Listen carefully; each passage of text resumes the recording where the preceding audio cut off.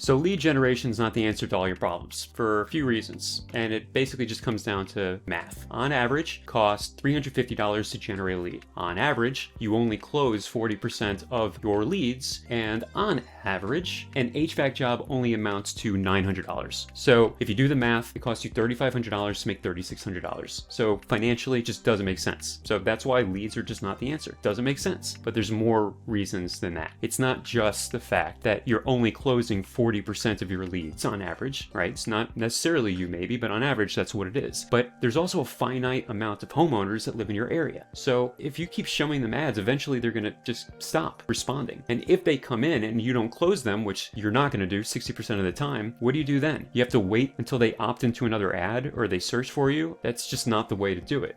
So you have to be very, very careful with all of the leads that come into your system because you're going to lose 60% of them. So then the question becomes, how do you retain the 60% of the leads that you're losing? Now, the other thing is that it costs 5 times as much to get a new customer than it does to just reactivate, re-engage, and sell your existing customers more services. So why not just do that, right? Because that makes more economic sense. Well, the reason is because you need new business. I know that, you know that, but we've talked about all of this stuff, how, generating leads is just not a profitable business because you're only closing 40% of them. There's a finite amount of homeowners that live in your area, so you can't keep getting new leads. You're gonna run out. And it costs far less money to just do more with what you already have in your customer base. So how do you solve this problem? Well, the way you solve the problem is to move that 40% close rate up to 80 to 90%. How do you do that? There's only one real way to do that, and it's through automations. The logic behind this is that if a lead comes into your ecosystem and you follow up with them once, twice, 3 times, finally they give you a no, as we talked about, 60% will do, then what, right? What are we gonna do, and how are we gonna recapture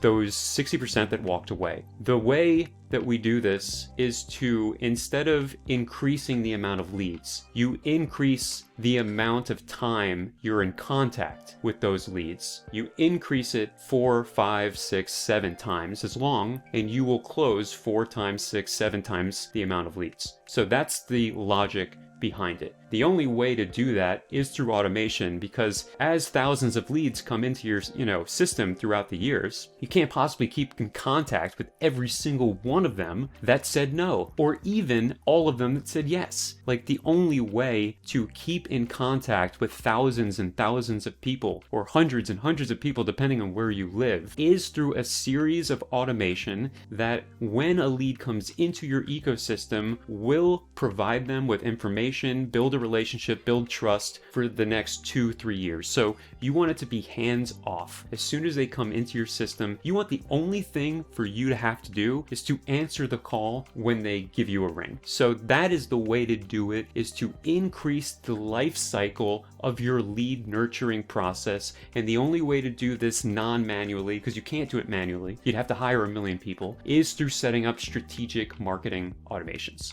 The next thing I want to talk about, and we'll do this in another video, is why that pesky $900 job average is the average. Like, I paid $17,000 for my HVAC system, so I don't know why $900 would be the average. And so that's what we're going to talk about next video, is how to increase that job value substantially.